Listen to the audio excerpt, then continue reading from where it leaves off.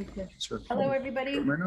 Thank you so much for joining us today with World Unity Week. It's an honor and a privilege to be here today with my elder and very beautiful soul that I have had the opportunity and the privilege to meet, Dr. Wendsler.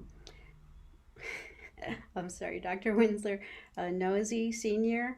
And he's coming to us from the Apache Stronghold in Oak Flat, Arizona. And I would just like to say welcome, Dr. Wendsler. It's an honor to have you here. And thank you so much for coming and taking time to share with us what is happening at Oak Flat and the Apache Stronghold.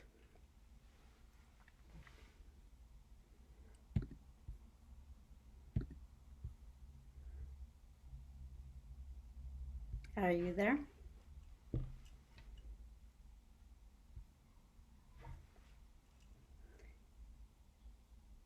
So it looks like, oh, there you are. You're on mute. Okay, can you hear me now? Yes, we can. Hi. You're on mute again?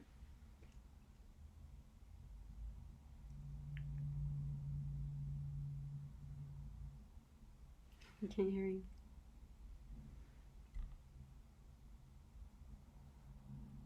Okay, how's that?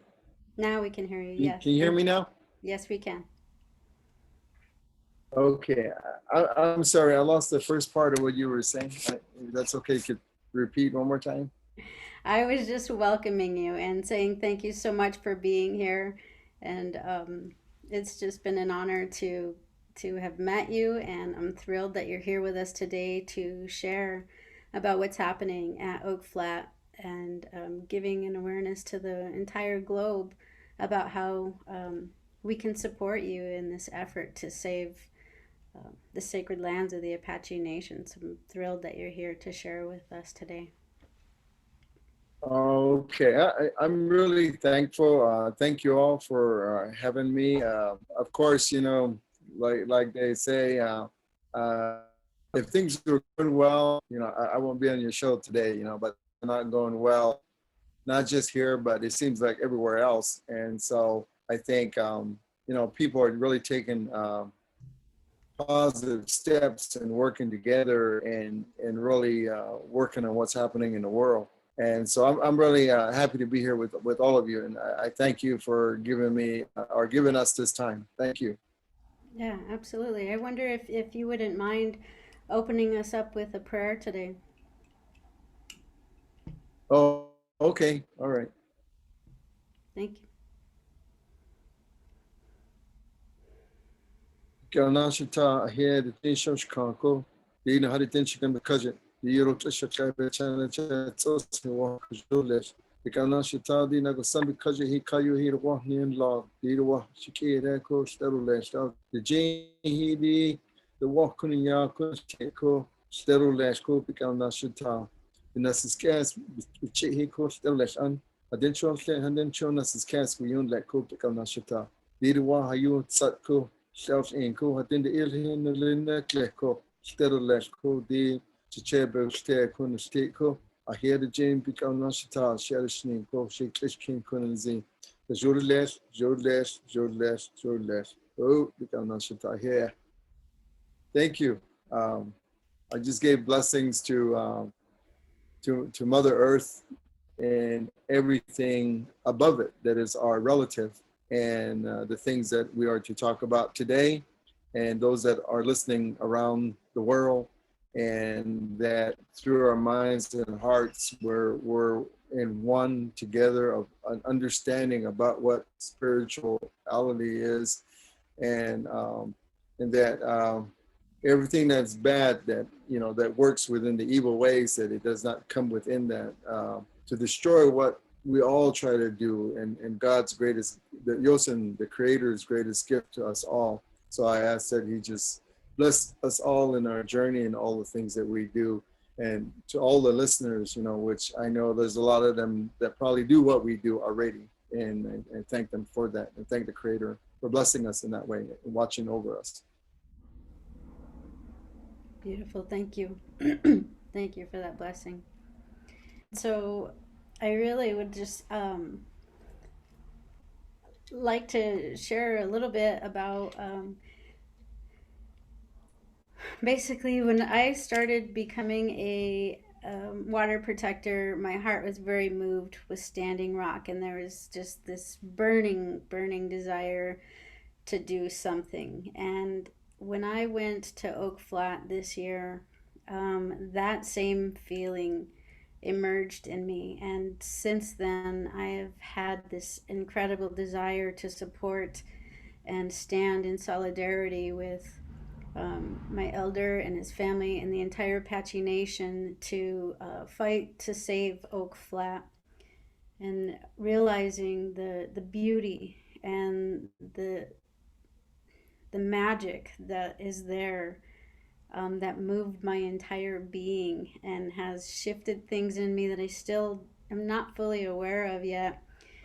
And that is why we are coming with you today. I'm so happy that our elder Wendsler has joined us, because it's an issue that has been, I know, a long time for you, Wendsler. Your entire life you've been having this fight, and it's coming to a head. And it's a very important, critical time for all eyes and ears to be looking at Oak Flat and what's happening there. So, if you could please just give us some of the background and some of what's happening right now at Oak Flat.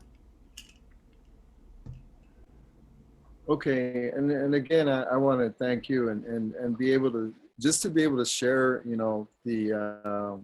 the magnitude, I guess, of not just our people but all people. First of all, I just want to say that, to kind of have people understand is that, yes, I live on the San Carlos Apache Reservation. I was born here. But if you look at my grandfather, well, actually, my great grandfather was forcibly marched here as a prisoner of war, and also with his son, which was my grandfather.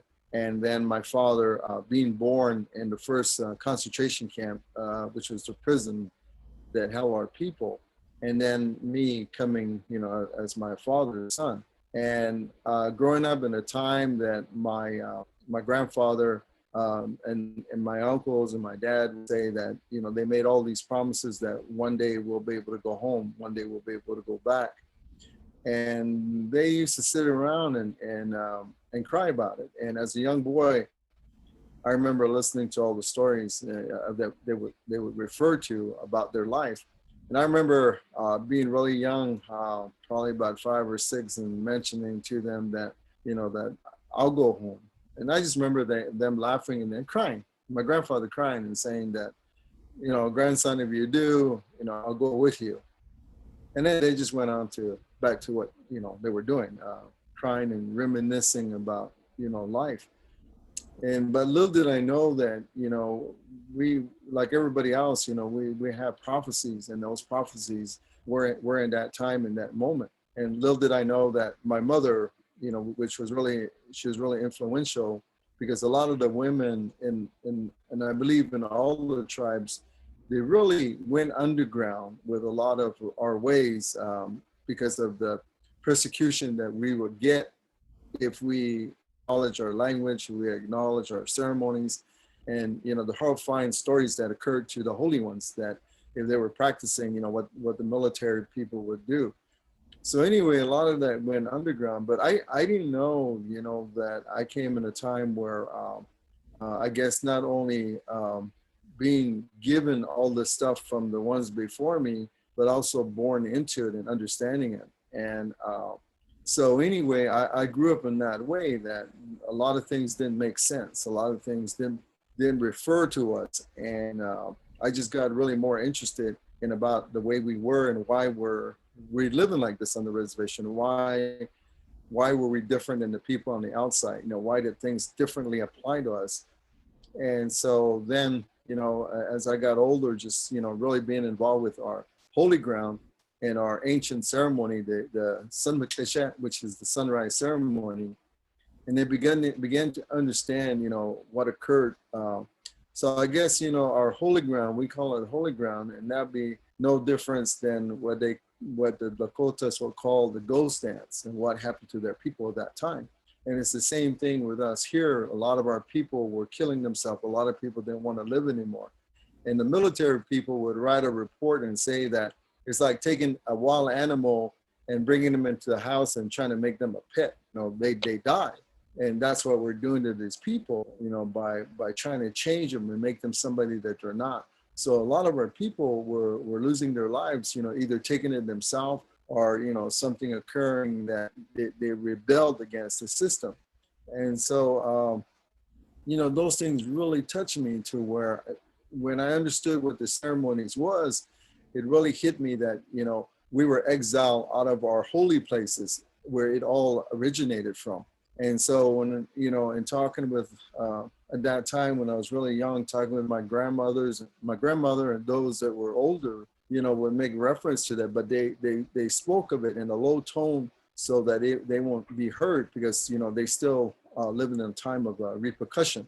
And so anyway, just kind of, growing up that this was wrong and growing up with the medicine mans that, left this world in the 60s and 70s, I was able to be with them and them to really tell me, what happened and what was going on. And I realized that, one of the things that our people were going through was the assimilation process and all the tragedies that came with that, which was ugly. And it was a difficult time for all of them. But, I remember my mother really cradling me in this walk, in this journey that I was going to make. And I was, just summarizing it really short, I was teased her and I told her, I said, Mom, I'm living your life. I haven't lived mine, I'm living yours. And I did say it in a very concerned way. And her response to me was, son, you are living my life. The wishful way of life I wish I would have had is what you're living. But with what you do, it's going to better your children. And she goes, and what I'm referring to is who we are as a people, our religious ways, it's all intertwined with every breath we take, it's intertwined. But this new way of life is breaking that apart to where it's separating it. And she said, it's really scary. So what I pray for is that what I do for you is that you're going to do for your children and that your grandchildren will have a better life. And I think what our people were really reaching for, which I guess they felt was really left, was the spiritual part of us. So what they were saying in Apache, America can contain us physically, but they cannot contain us spiritually. And if anything that they were holding on to was that spiritual way. So they knew that, we're going to be always in chains and that we will never be. But the one thing they wanted to keep was their spiritual ways. And so they had a dream of going back home. The prophecies talked about going back home. And this is where our deities, in Apache, we call them the God, we call them those names. And I guess if you translate it more in a better definition in the white English, is that they're deities, they're angels, and they reside in these mounds. And so, just being a father and having my daughter Alicia and her dance is when I went to the mountain of Mount Graham and Chi'chil Bildagoteel, the name of it. And that's when my whole life turned at the age of, I was around 30, 31, 32. My life changed because when I went there, they arrested me for praying. And they reminded me about my people being exiled out of there over 150 years ago. And they told me never to come back. And I just remember coming back, kind of feeling like a rape victim. I mean, I hate to use that example, but that's the closest I can come to because it just really exploited me in every which way. And I mean, there's a lot more stories to that. But anyway, it changed my life forever because when I got arrested, I went to court. And in the town of Safford, I was acquitted. And when my attorneys was talking to the prosecuting team, they got a lot of heat from the University of Arizona, all the corporations that were involved in the telescope project. And he asked, why was I acquitted? What they told him was that they were afraid to challenge our religion because the religion gave us, the time immemorial, the definition of where we came from. And if they were to continue to fight me in the court, then all that would be revealed. And little did I know that Oak Flats was just around the corner, the Chi'chil Bildagoteel, another really sacred site to our people. And we didn't even know that that was boiling behind closed doors with the copper mine. And so it just really sent me on this journey to begin to fight for these our sacred places that hold our deities. And it's just not something that I jumped into just overnight. It was something that I feel like, I'm talking to many of the elders that are gone today and those that are left, that it was really, we are in that time. This is that moment that this sacred battles are going on all over the world, but more importantly, for us to really battle and really put a foothold and regain, first our spiritual ways. And so in that, I found that, our people have really suffered tremendously, that we had to retrain ourselves. We had to, really look at the ugliness of what happened to our people and accept that. And then from there, rebuild ourselves, with the spirituality of our sacred ceremonies. And so, that's when I started to lead the people back to Mount Graham, back to Oak Flats, to take us back to these ancient places where we belong and where our language, our songs, our prayers, and then our conversing with the deities, and where that all came from. And so within that, jumping ahead, then it revealed itself that this was a bigger issue.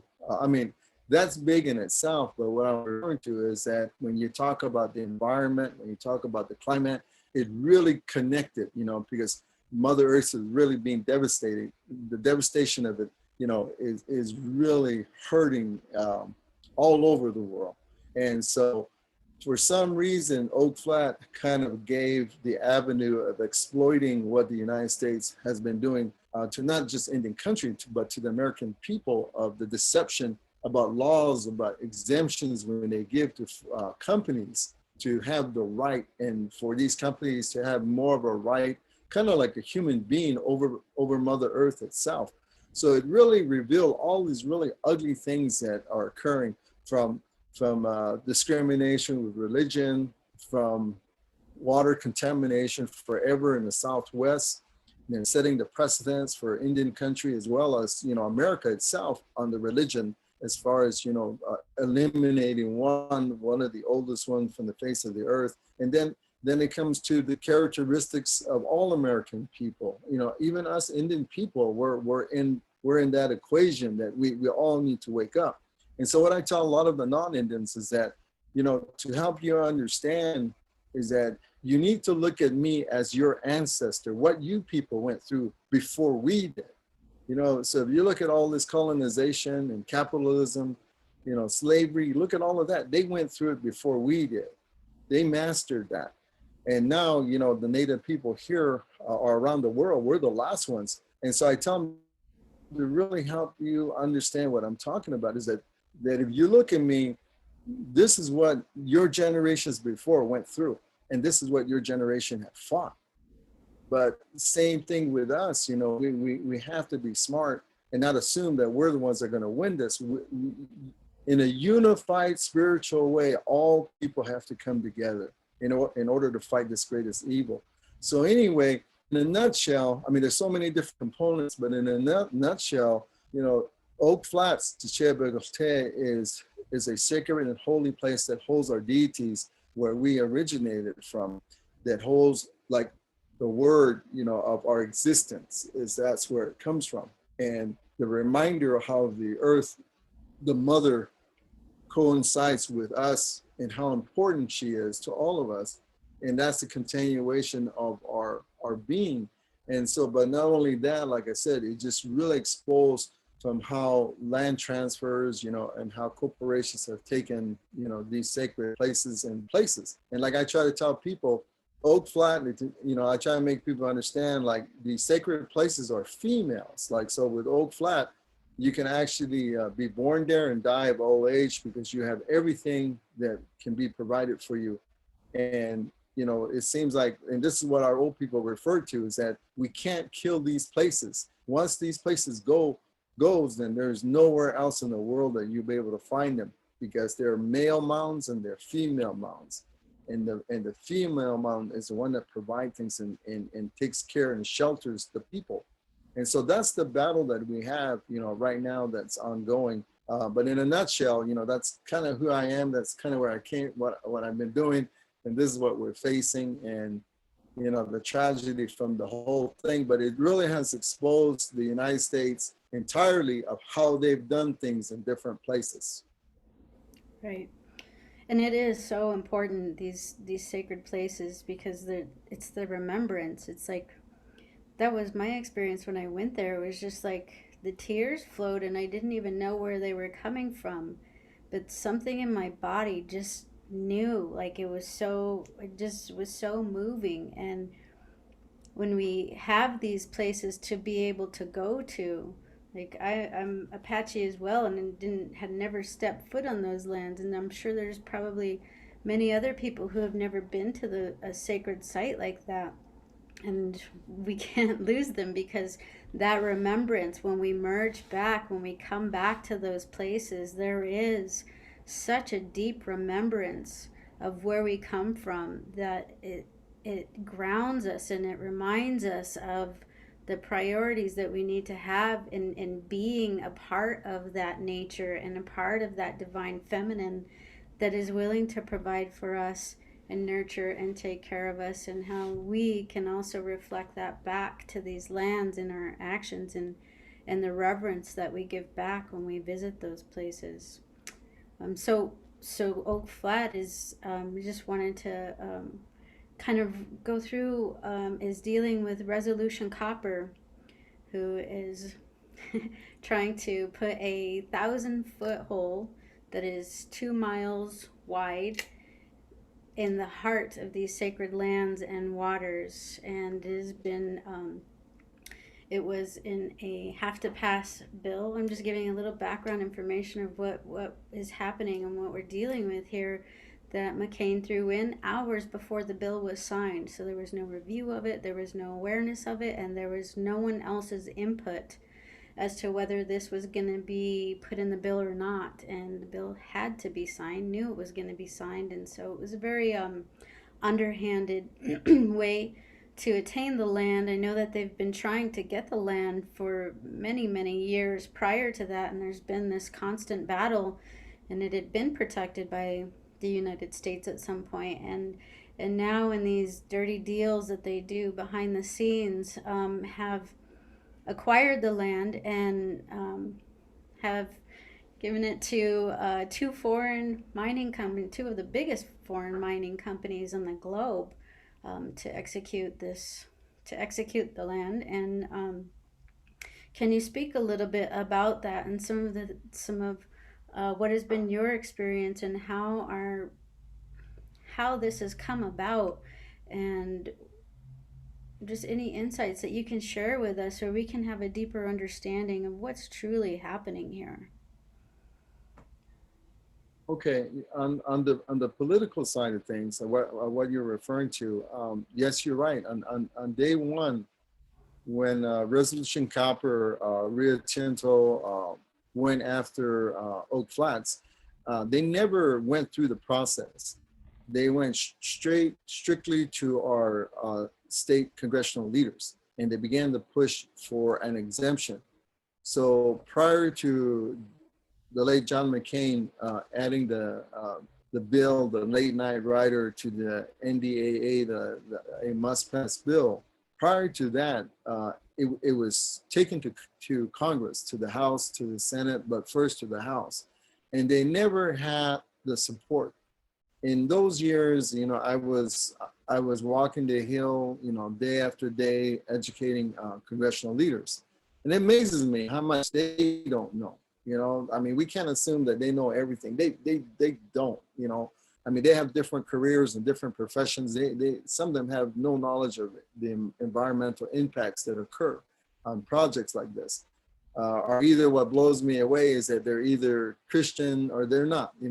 It's just really, I mean, it's like walking in a maze in there when you're talking to these people. So it's under, the impression that, okay, I'm going to have to educate every one of these. And so I'm really helpful. I mean, I'm really grateful to not just myself, but many others that really helped.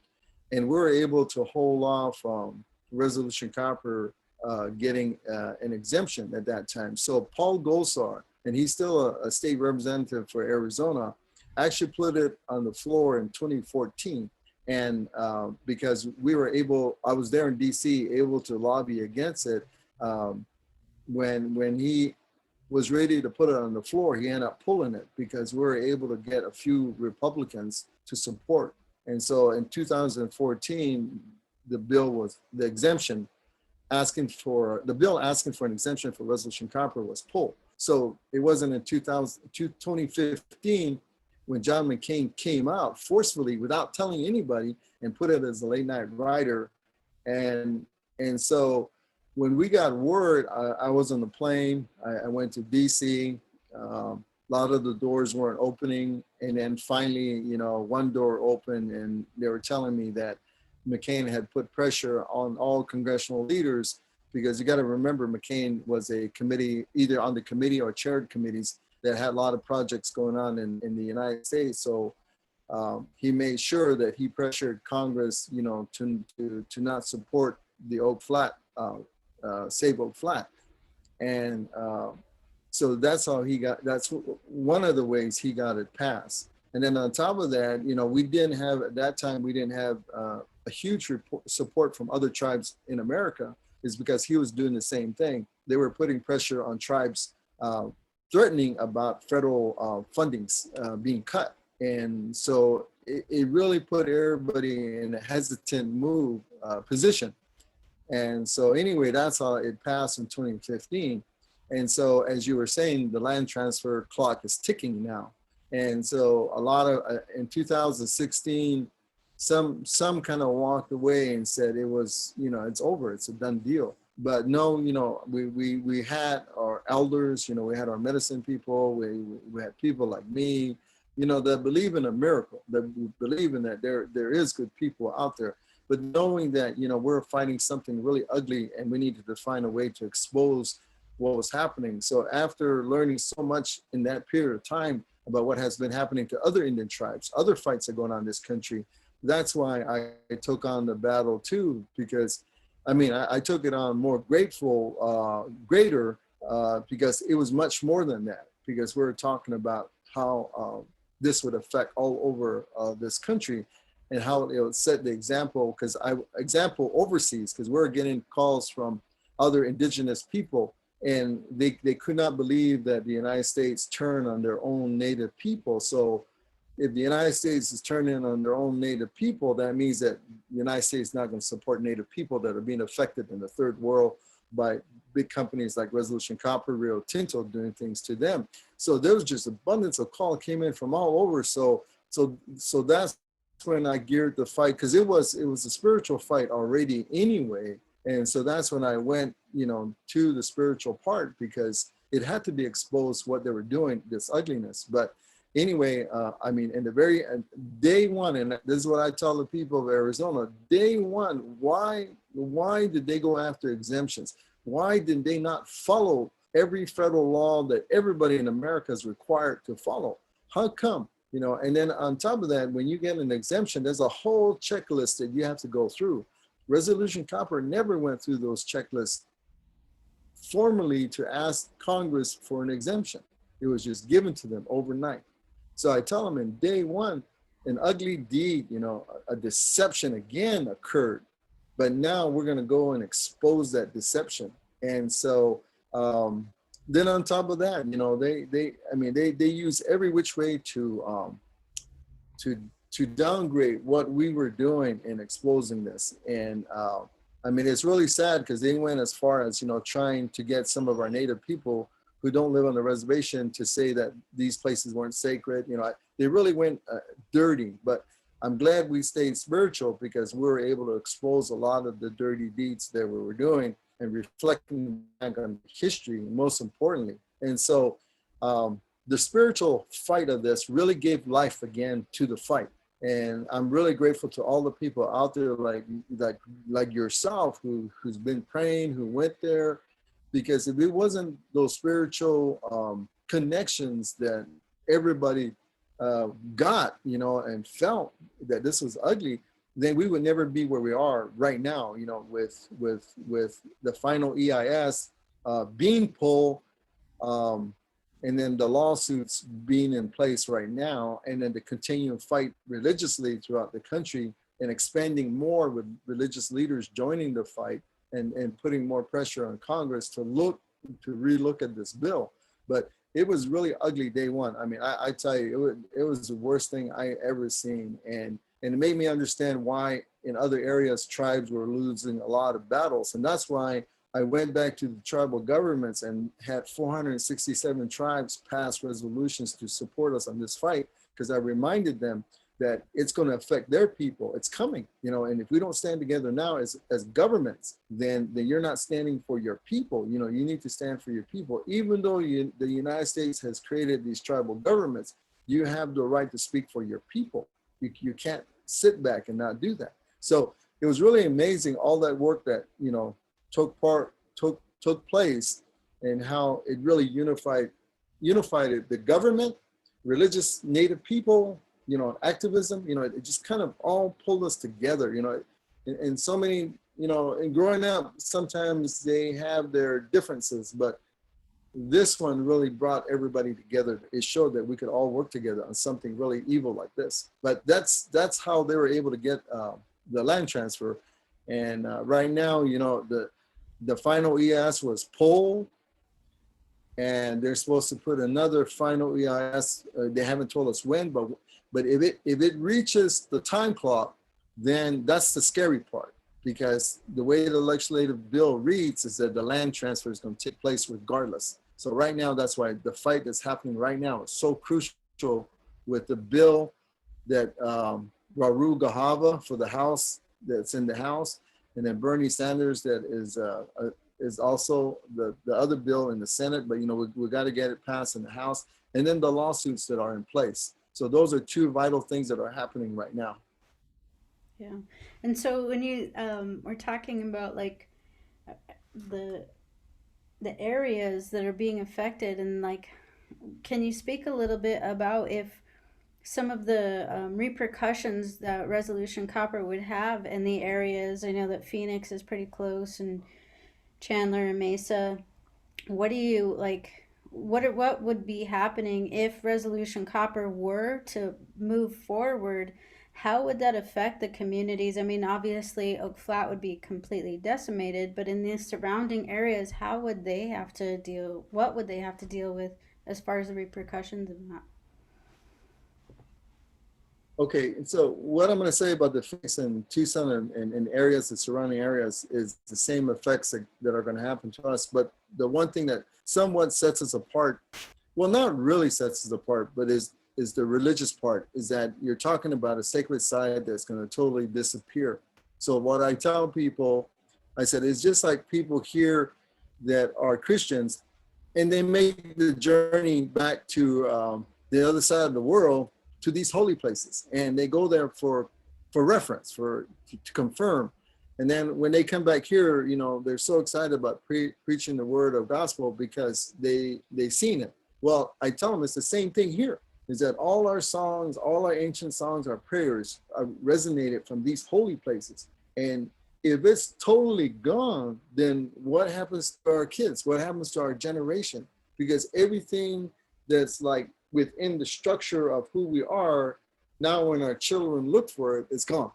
So that's what's going to happen to us. That's going to really devastate us forever. And how are the kids in 50 years are going to believe? You know, they'll say, "Show me," and then they just see a big pit, and then it really diminish everything that we are, because they won't believe it, because this is them destroying and killing who we are, and more importantly, killing a sacred spot, a sacred place. They're going to kill it. So that's one I tell people all over, and it's going to affect your religion, because how is your religion, you know, you, and what you say your religion is, how can you say that when you've allowed one that's very old, oldest here in one of the oldest in North America, to be destroyed? So explain that to me. That's on the religious part. But when it comes to the surrounding towns, you're talking about tributaries, you're talking about aquifers, you're talking about deep water, all being contaminated, all of them. And then you're talking about what's going to be airborne. And these areas know about what has been airborne before, even though there's been federal laws that were in place to cover the environment. I mean, it still didn't do very good. Now you have a big company coming and to do this major mine that has no laws to protect what's going to be airborne. And then you have, right now, we're talking about Oak Flats, but they haven't even established where the tailings are going to go. So that's also a hidden argument that is sitting there because they're waiting for this land transfer to happen. But once this land transfer happened, they figure that the discussion of the tailings is over because it's too late. Well, the tailings sits in a tributary that runs through the towns of Kearney, Superior, and it heads towards the metropolitan area of Phoenix. And so the way they designed that is that because people in Arizona are not paying attention, it's going to hit, it's sitting on part private, and the land has been sold, part state and part government. And so the semi-studies that came out showed that if it breaks, then it's going to go through the riverbeds of the Gila River, and it's going to go to the Gila River Indian Reservation where this contamination is going to go. And then if you look at the crosswinds, they carry towards Tucson and carry towards Phoenix. And as high as it's going to be airborne really high, and it's going to lift even further. So they're talking about more contamination happening about 100 miles radius. And not only that, when it becomes a pit, you're talking about 184 degrees have to go somewhere. And so the brief study that came out showed that for 50-mile radius, the expected temperature is 10 degrees higher. So we have to begin to add 10 degrees higher, 50-mile radius. And so if you look at the devastation, it's going to affect everybody from water to what's going to be airborne. And then our climate changes already. And then if you look at where we're talking about Oak Flats, it holds a lot of water from rain and snow. So once they take it, if you kind of look at a horseshoe, and then here's the peak, well, this is Oak Flats. Once they take that, then everything is contaminated, everything that has where water is at. And then on top of that, you have the way the winds come in and the way the clouds come in, they break, the area breaks the clouds apart, and they go to the designated area. But now that this is going to be destroyed, then now those clouds are not going to ever make it to where it goes before. And on top of that, with the heat rising that hot, it's just going to eliminate the moisture. And so you're talking about huge contamination. And so anyway, it's going to affect everybody. And for us, we're the way we look at the reservation, the way a bird flies, we're only 8 miles away. And so I'm fighting because as Indian people, we don't go anywhere. And that means that, the next generation is going to be totally affected, and that we probably would be living in a contaminated area. And I want to hold the United States responsible for that. If they're not going to do anything, somebody has to be held responsible. Since Resolution Copper, Rio Tinto has been exempt from all environmental laws. So now that people in the surrounding area begin to wake up on this, now that's where you see a lot of involvement. Now that's where you see a lot of people, non-natives getting involved, because they're realizing that it's a major, major effect. And now they're learning what the exemptions mean, that, they're totally exempt from everything.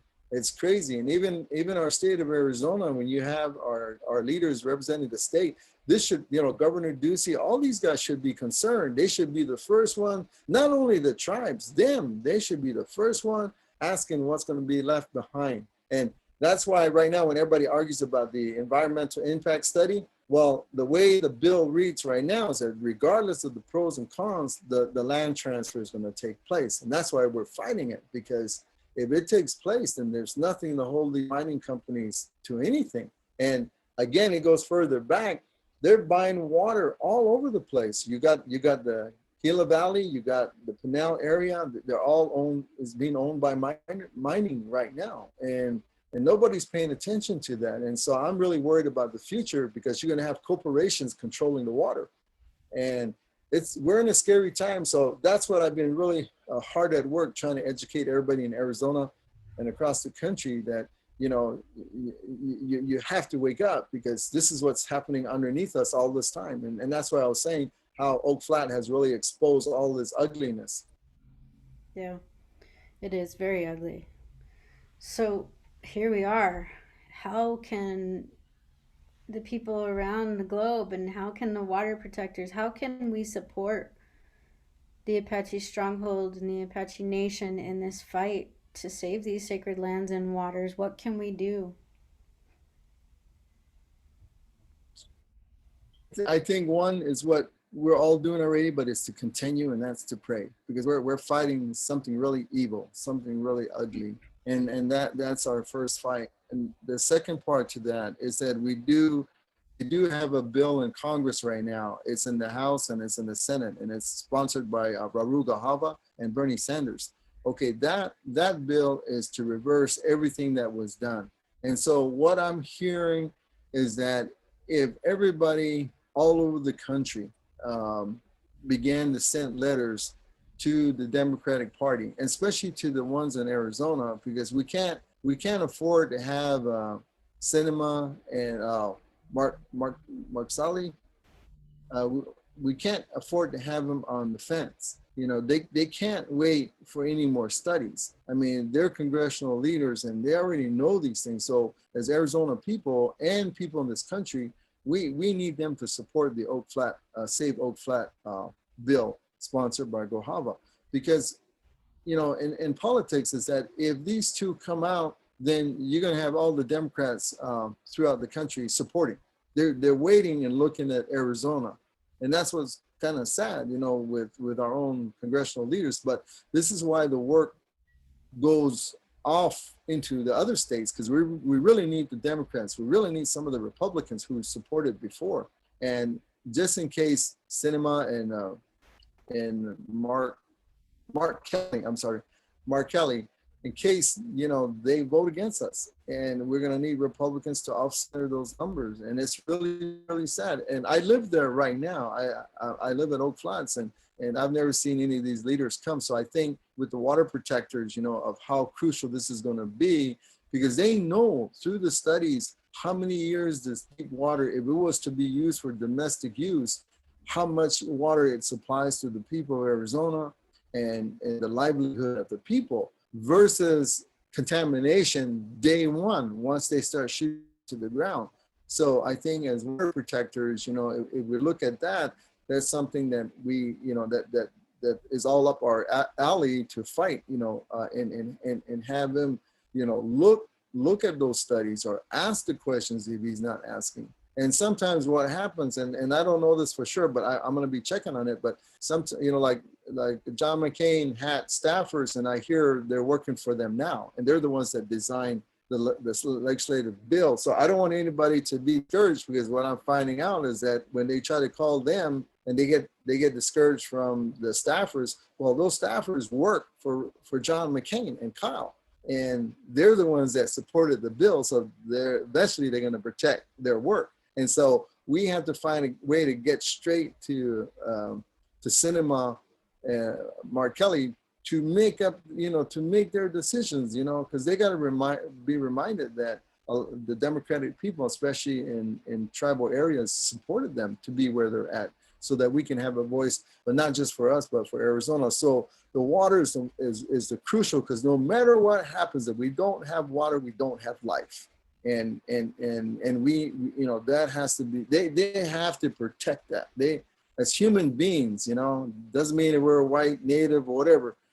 As human beings, we need water, and they and as smart as they say they are, they should know that, and because that's all Arizona has left. So if they could reach out to our congressional leaders here in Arizona, and also wherever anybody's at, if they can get a hold of the congressional leader that's in the House right now, because we need to get the bill out of the House. It passed the committee.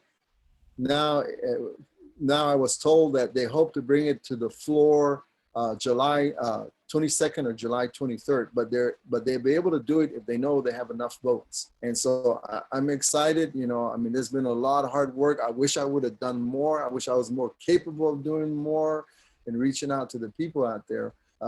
But, you know, like through your help, through this broadcast today, you know, if they can reach out to them, it'd be a tremendous, you know, amount of that something positive will come from that if they hear from the constituents. Because I was told that when I was in DC that if their constituents can speak out, you know, they would have to separate themselves from John McCain, and they would have to separate themselves from this bill if their if their constituents speak out. So that's one. The second one is, you know, as the Apache Stronghold, we have filed in court. We're fighting the 1852 treaty, and also on the religious part. So I've been hitting all over the country with religious organizations to support. It's only right they do, and we've been been really successful in that. But we still need more work, and pray, because you know, we just did our final. This is what the meeting I had yesterday, where I couldn't stay on because we're going through our final closure argument with the United States, and that was submitted last night. And so I just tell people, pray, you know, because that's a very, very important piece of this issue. And I just see that the United States has to come out with a deception in order to win this, you know, and that's going to be their work. How can they win this with something they didn't do right in the very beginning? And so it's going to be interesting, but, you know, those are the two things that we have. But definitely, you know, for the water protectors, you know, we really need help on this water. Maybe, you know, I can get with you again, and we can get, you know, go over the numbers of what's going to be contaminated, you know, and so forth. But yeah, you know, it's really getting with congressional leaders at this point right now for the bill. Yeah, thank you for that. Wendsler, do you have a little more time? I have a few more minutes.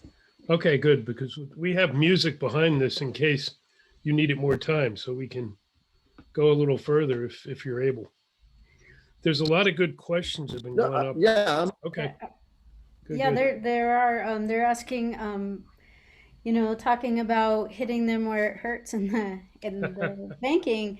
The question is, what country is the head office, and what exchange do they sell their shares on?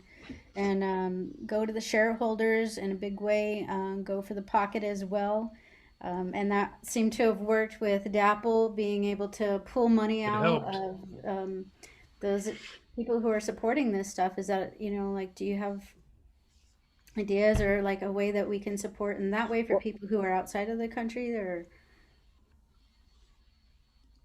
No, definitely. If I have people outside of the country that can help us, we definitely need that. You know, I've been so involved with the fight directly, you know, because they were exempt. You know, it was like a bunch of zombies walking around. You had to kind of put a brain in the zombie to wake him up that what this exemption means. So that took a lot of my time, you know, to really wake up people, what's going on, you know, from native people to non-native people. And I spend most of my time educating, but whatever help can get from people, because they're out of England, you know, the Rio Tinto, and anything that we do back, you know, in their backyard and raise that attention, because I know what they did in Australia is the same thing they're going to do here, and yet they're publicly saying that they're not going to do it again, but yet they're totally ignoring everything here. And so however we can get help from the outside people there, I'll be grateful, because, you know, we got to show them that this issue is also in their backyard. The other thing we can do is some of us have the large virtual groups here that we're there for Standing Rock. So use us as a platform. You know, we'll post up as much as you want. And if you want to do more speaking things, we can set up a program and advertise it. And, because we can't. DAPL was beaten. We cut the head off that snake, but there's all kinds of snakes all over. They're not all oil either, obviously. Yeah. Yeah.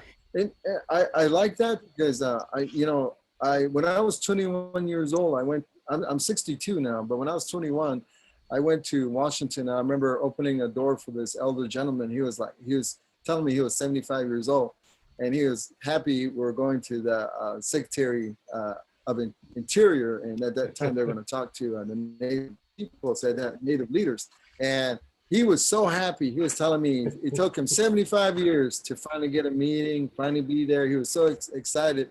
And then after the meeting, I ended up sitting close to him, and at the end of the meeting, I was looking at him like, did he understand that we just got lip service? We didn't get nothing, you know?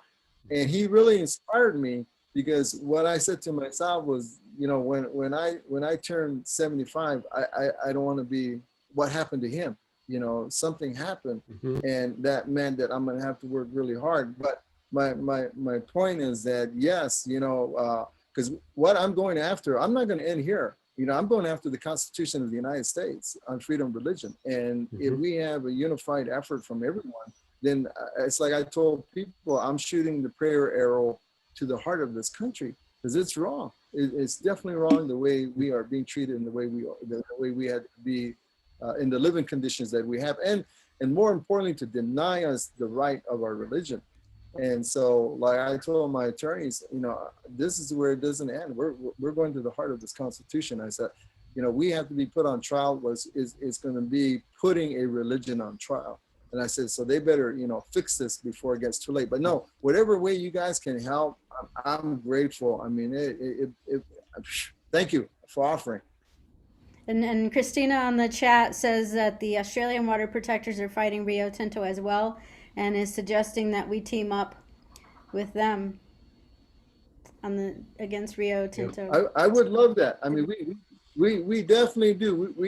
I tell the people here, it's like mercury. You can't get rid of it, but you can control it. And if we can work with them, we can control it. And now that they have Native people here, it's a world attention now. And if America can do that to us, they can do it anywhere. So we need to fix it. So if there's a way that we can come together, and somebody has that idea of doing it and working on it, man, I'm for that too, because I'm done with these guys, this mining. My ancestors fought them for what they were going to do to this planet, to this earth, to our mother, and I'm still fighting them. So no, whatever we can do on that, I'll be grateful. That'd be beautiful. So how would people be able to contact you, or there's many people around watching? How would you like people to reach out to you for ideas and expression and support for this? I don't know if you have our website. If they can go to that and reference this broadcast, because then I can separate, because I know those are the ones that want to do something, that heard this program. There's times that I get so many people, but they're half interested in it because it hasn't really affected them yet. And sometimes we get lost in that when they're not really there yet. But if these people are really there to do something, then I would say, send me a notice to the website and reference this broadcast here. And what I'll do is I'm going to take them and then work with our team to work with them of establishing something.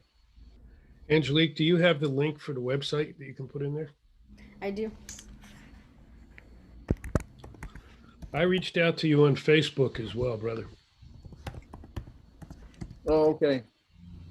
And I'm at Oak Flats. I've been there for like almost 2 years now, and I really and I was telling people that I'm not so getting me as an interview is rare. So and I tell people it's just that I'm praying every day. I'm that's the only thing I have left, to fight this. And I'm just so grateful to all the people who showing up, and like yourself, I'm so grateful, because we really need everybody in this fight. Because I tell people, I tell the younger Native Americans that, we talk about decolonization. I said, but it really starts with everybody. I said, everybody's got to be decolonized, not just us. If we just say us, then it seems like it's just our problem, but it's everybody's problem in this country. We just have to get decolonized. Once we all find a method to do that, then you're going to find real healing. I said, healing will come from that. So no, you know, my warriors is everybody that believes in the spirit that created life, and water, you know, is that great spirit that has provided us the way we are today. So when I first prayed, you know, one of the old medicine men that's no longer here, he asked me in Apache, you know, what did I want? And I looked at him, I said, I need people. I said, people that pray. Then he asked me from San Carlos, and I said, no, I need him from everywhere, because this is a fight for all of us. Yeah, and that was a question in the chat as well. Was first of all, I want to give the website is Apache-Stronghold.com. If you wanted to drop some lines for Wendsler and your support.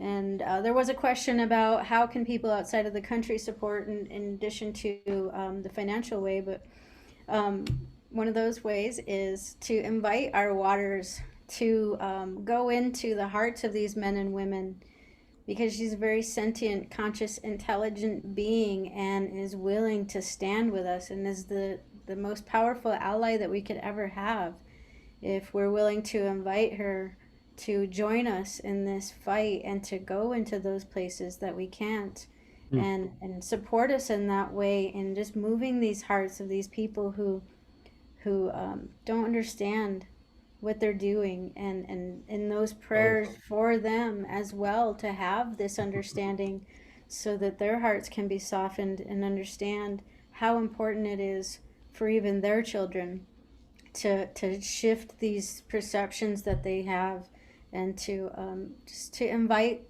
the water in your prayers, to ask her, implore her to go where we cannot go, and help these people make these changes in their own hearts. So we have a couple of questions. Wendsler, would you be open to taking 2 questions? We have 2 so far. Okay. Yeah, I'll take 2. Okay, if you'd like to unmute, Carol, I know you had your hand raised for a while.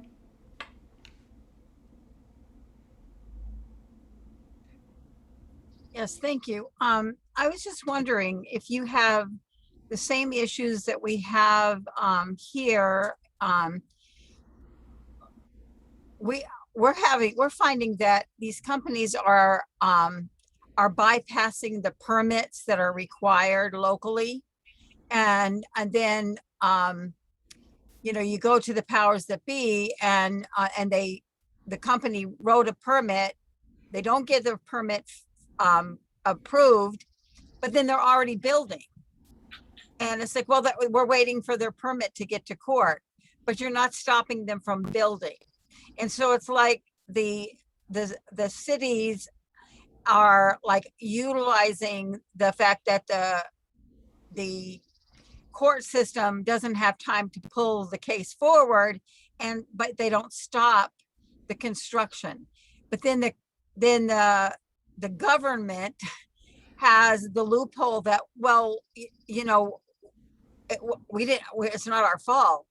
And so we have a pipeline on an estuary that's already been built, and now they're saying they're going to bring it online the end of the month, and they still don't have a permit to build. And so how do we fight those systems? I mean, because it's just, the governmental system is just so corrupt. Are you having that same issue where you're at? In the beginning, we definitely faced the same thing you're talking about, definitely. And that's why over 30 years ago, we began the process to begin to hammer the local city towns and put our leaders on call. And then it really, the level of that went even further with Old Flats. So what we're doing is putting these people, exposing them and exposing their leadership, because they're always doing things after the fact. And then once they get caught, like you said, they assume that the judges will rule in their favor. And so that's kind of where I say where a lot of the people are sleeping, because when we should have support for people who live in the city, town, that's going to be affected, they're not saying anything. So that's what I was saying earlier, that we had to go back and educate them what was occurring to hold their city leaders responsible. So what we began to do about 2 years ago, about 10 years ago, was we began to put strong mission statements to every leader, and putting them on call ahead of time. But I'm not saying that that's been effective, but what I'm saying is that it's brought their attention to what they were doing, and they're going to be held accountable. So now that 10 years later, I'm in this lawsuit against them, now they're kind of like, it took a long time for them to begin to respect, the laws that were in place that you and I follow, but they don't follow. And Right. so I think that's what I was saying earlier, that in us unifying in this fight, it's going to expose the ugliness of how our government operates. And then, it's going to take a lot of effort to make that system better, but it's going to be us. Because one of the things I learned is that we leave our leaders in there and we expect them to do the right thing when they don't do the right thing, because the corporation is already at their doorstep already before we even showed up. And so they're already given into what's bad. So we have to find a way. And I think the more we talk, the more we expose, then the difference will start to occur. But we just can't let up. And then I think the other part is that going after corporations, because that's another thing that I'm doing right now, is because they seem to have more of a life, more of a human being than the actual Mother Earth itself.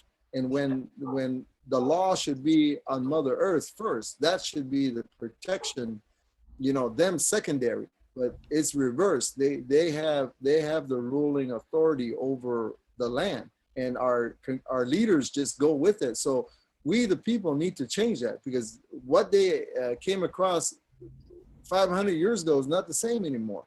And we don't have enough of those things. So we have to protect what's left. But I agree with you. We're going through that. But I think really unifying in a political environment of how we want to attack that is something that has to be a discussion in this country. And we have to hold our leaders responsible for it. But it's going to take an effort across the board, because they trick Indian people and they trick white people, they trick Black people, and they trick Asian people. Everybody else in between, all of us, they trick us. And now it's time that, we're not going to be tricked anymore. And the only way that's going to happen is we got to come together. Because I've seen them play with Indian people against the people here, non-Indians, vice versa, and they get away with it. And that's got to stop. Absolutely. And so Michael in the comments, thank you, Wendsler. Thank you, Barbara. Michael in the comments is saying that Jakob Stosholm is the Danish businessman and CEO of Rio Tinto since 2021. And basically, that's our guy. Is there another question? It looked like there were two hands up, but I'm only seeing one. So if you did have another question, go ahead and unmute yourself. I did put my hand up, but you already sort of covered it. It was partly part of Krista's comment, because it sounds to me like this Rio Tinto is globally doing the same thing. And if they're doing it to you and they're doing it in Australia, the likelihood is they're also doing it in India. They're going to be doing it anywhere where there are vibrant mineral deposits. So maybe that is really our key, is to be global about it. And moving on to what you were just saying, and here in England we're dealing with HS2.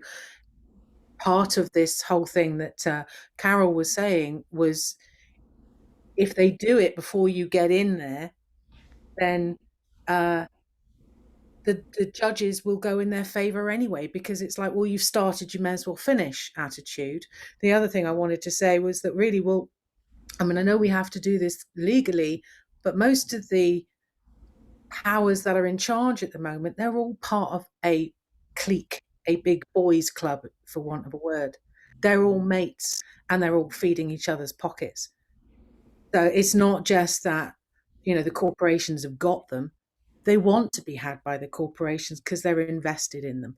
And it is really insidiously toxic and poisonous. And I loved the way you said, Angelique, that really the answer is us, the water. I think we just have to fight it on every level, don't we, Wendsler? There's every angle you've got to hit them, but from around the world. Yeah. You know, there's one thing we all have in common, you know, and, you know, when we say, well, it's kind of hard, like in Apache, when we use our own language, is way different than English. But when we talk about spirituality, it's all of us. You know, one of the things that we know that is real is we walk out our door and that's what we see that is real. And that is life, and that is spirit that we see in front of us, that we feel, we smell, and we're a witness to it. So one of the things that we all have in common is water. Water is what brings us together. So if there's going to be any kind of unification in this fight together in this world, water has to be number one, because that's already spirit. That's already life. That's the giver of life already. And so it's going to take that kind of unification, because here is like what I said before, like we have the United States has the national forest. So the national forest that protects all these lands is only there for one purpose, for the United States interests when it comes to the value of who they're going to sell it or how they're going to maintain it. There's no value in the life of what it holds. And what's battling that right now is what we're doing here in Oak Flats, is that we're battling the spirituality of it, because this place is holy. And so you have this battle now that's going on between what is sacred, what is holy, versus what the United States looks at as income. And so when you talk to them, they tell you directly, we understand, but we're protecting the United States interests, and whenever Congress wants to sell it off or make money, that's our priority. You're not our priority. So that's what I mean, is that I think that's the same problem we have around the world, but we have to come together when it comes to the water, because the water is already spiritual already. I mean, we don't have to use anything else. The water is a spirit already. It's a giver of life. And so if we begin to work in this unity, then we can be able to put out a greater mission to leaders that are willing, and they need something to say, because there's a lot of leaders out there that are good, but they don't know how to say it. But it's going to take people like us to put it in their lap, to make them say, to begin. And like this bill, you know, little old me in San Carlos, nobody knows who I am, and I'm pushing Gohava, and I'm pushing in the very beginning that we need a bill. So they tell me, well, can you do a draft? And I got no degree in doing things in Congress, but I do a draft and I kick it out to them. And now it's what's sitting in Congress. You know, I mean, I'm like, there are people willing to help. And I'm grateful to people like them, like Mr. Gohava, that believes in the same thing, but we just need, we need to make the effort, and then the doors will open, because we do have people there, but they need help. They really need help from us, but we just need to really expand ourselves a little bit forward and put our necks out there a little bit forward. But believe me, you know, putting our necks out there is the right thing, because we're protecting things for the earth, Mother Earth, and everything in it. So I agree with you. Yeah, I think, you know, about water, I mean, if anything I can leave you with is that water is what connects us all. That's what makes us brothers and sisters. Yes, and that's a lot of that is already in place in the World Water Law that was initiated at the beginning of this year with Shelley Ostroff and Jan Golding, bringing that through the 7 days of rest and radical healing. And there is a world water community where we could all converge and maybe create some space specifically for the Apache Stronghold, where we can all gather and collaborate and brainstorm about how we can take down Rio Tinto. And all of these little scoundrelly people are trying to pull all this dirty stuff on our planet and our mother. So that would be a great place that we can start. And then Carol, I think you had another question. I'm so sorry I called you Barbara before. I don't know, I'm having trouble with names. It's just like going out of my head. So Carol, if you wanted to ask your question, that I would appreciate it. I think that's a valid question. You're on mute, Carol. Are you talking about what I posted in as Yes. a chat? As a water walker, I would relish the chance to come over there and walk a prayer. But my question would be to you, what would be the most, to help me with the information as to what water source would have the biggest impact? Not just bring the most attention, but provide the most spiritual uplift um, to get us the biggest impact on. I'm a prayer warrior. I mean, my feet are on the ground, but they're on the ground in a different way. And so how can I best serve you?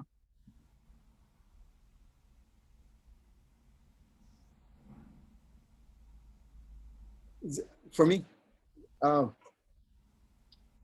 think I've never like met all of you in person, but to hear what you're all saying, it's like what we say, you know, that the Creator's already hearing us. It hears us from our hearts.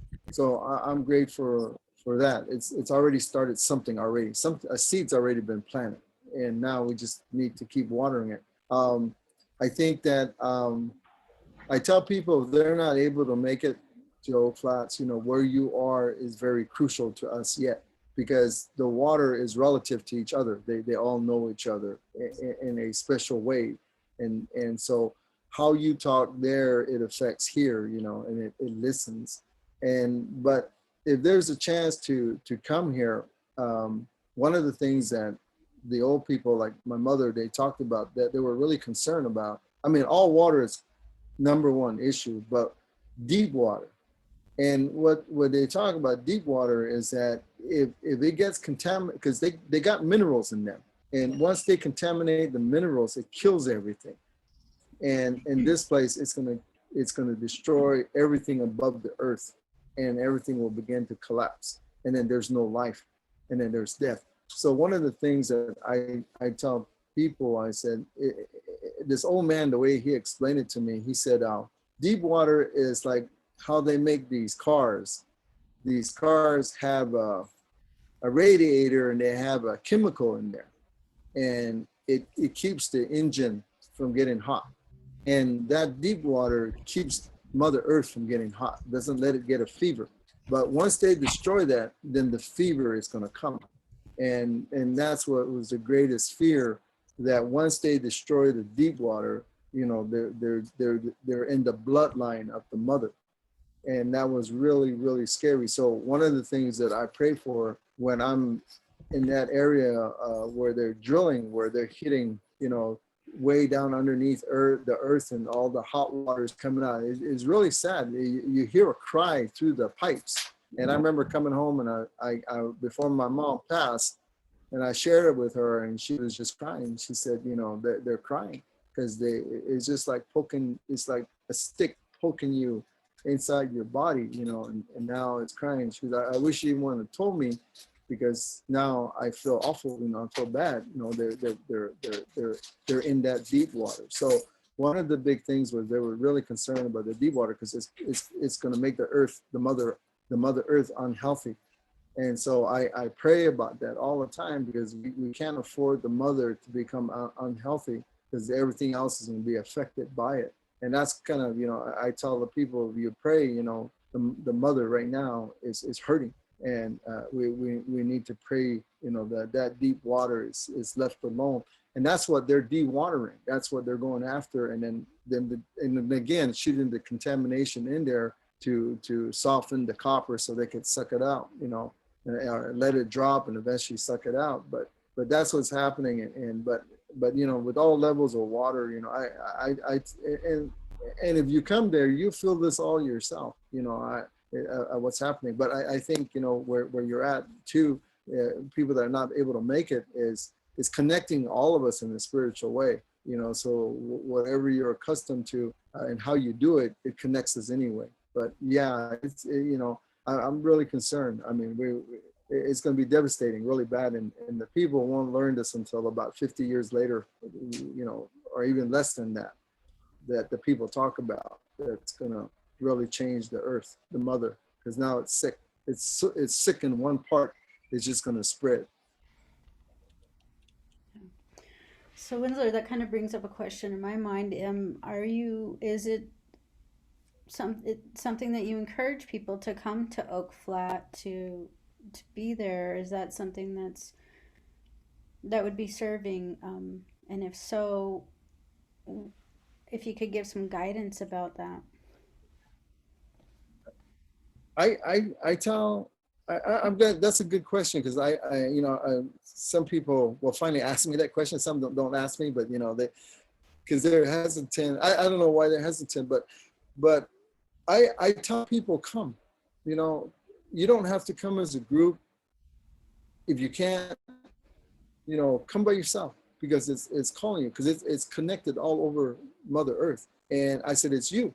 It's you that is calling. And the way it was told to me is that the mother will speak from anywhere she wants. And right now, this is one of the places that it's speaking from, because it's facing death. It's facing to be killed.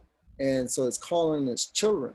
So I tell people, come, and say your prayers, because as human beings, like it or not, I got to say my prayers to forgive what Resolution Copper is doing. But I have to tell the Creator that these are disobedient people, and I got to tell them, I got to talk to it as though I'm pleading with it, but also saying, forgive my family for what they're doing, so it carries a lot more meaning, because that's what it is that, before we had any kind of anger, any kind of evilness in us, we were good people.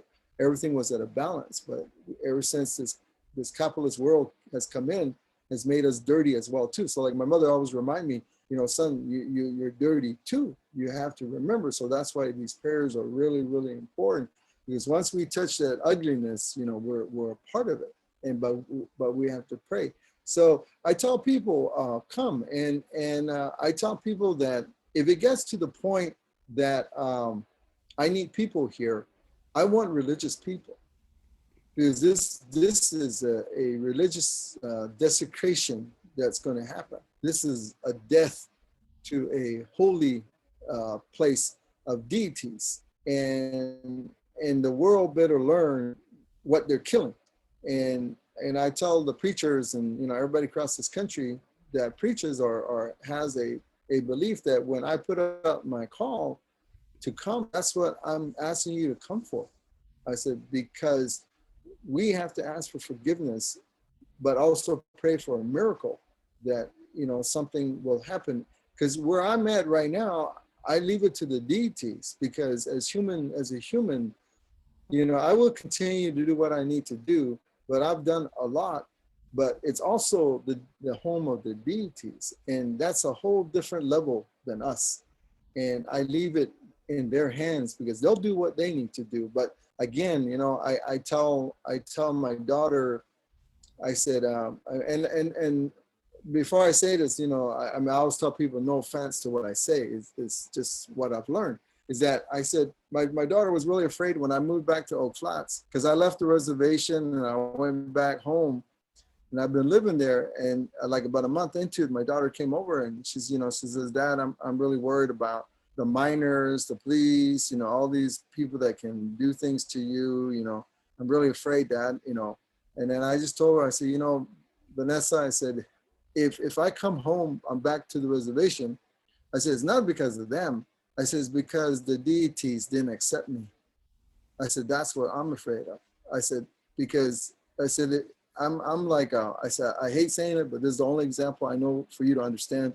I said, it's like an urban Apache who lived in Phoenix all his life, and he comes home, and it's really going to be his characteristics if the people are going to teach him.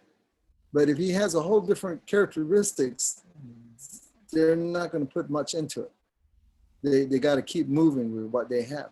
I said, so I've been brought up in the ancient ceremony. I've been brought up in holy ground, and I said, I feel like I'm well equipped to come battle, and be accepted back, because our people have been removed out of here over 150 years ago. And I said, and so Nessa, I said, when I come back is to is to reconnect myself. I said, so if I'm not there, that means that, you know, I'm dirty. I said, but it's something scary. I said, and I don't mean in a frightful way, but I mean like where are we right now, even us as Indian people? And so I'm happy to say that I'm going to be there 2 years. There's a lot of things that I went through that it's hard to explain. Some people probably think I'm crazy, you know, but it's been tremendous, you know, being back with the birth of our acorn, with the birth of our medicines, with the birth of, you know, the animals, and the animals coming up to me like never ever before. And, you know, it just, now I cry because it's a whole different feeling. And I told her that I can never go back. I can never go back to what I left.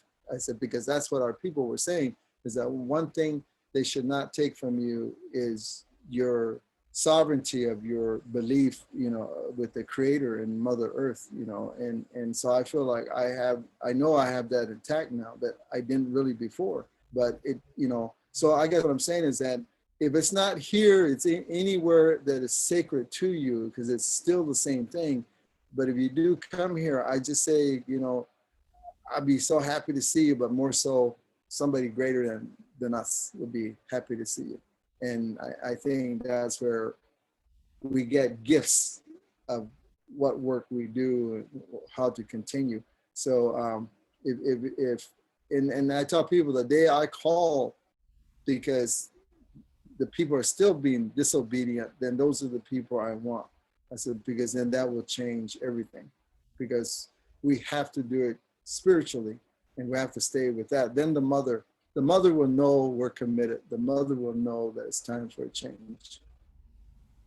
It's beautiful. Thank you, Wendsler. So come if you can. It's beautiful.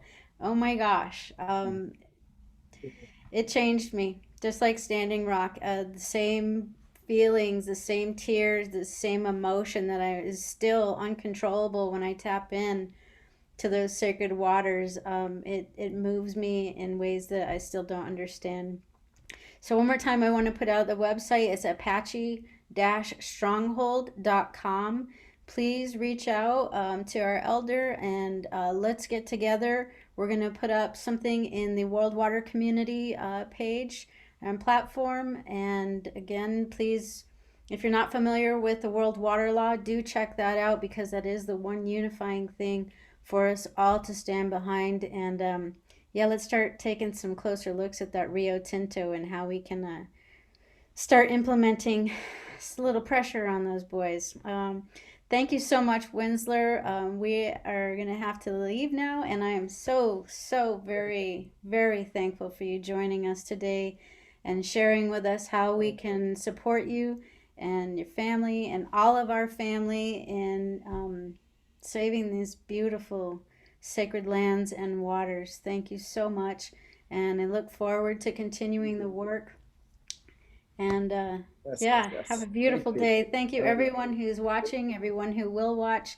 Your support is so greatly appreciated. This is past the 12th hour. We're on borrowed time with Oak Flat, so please make your voice heard. Reach out to your congressman. Say the prayers. Let's incite and ask the water to join us in this fight. And if you know or have any clergy or religious leaders that might be willing to stand in solidarity for the Apache Nation's right and freedom of religion and worship, please do reach out to them as well. Thank you so much. We appreciate everyone. Thank you, Jim. Thank you, Michael, for teching for us. Thank you. Great job. Thank you, Angelique. Absolutely. My Yeah, pleasure. thank you so much. Thanks for doing what you're doing, and thanks for bringing it to us, really. Mm-hmm. It's a steward.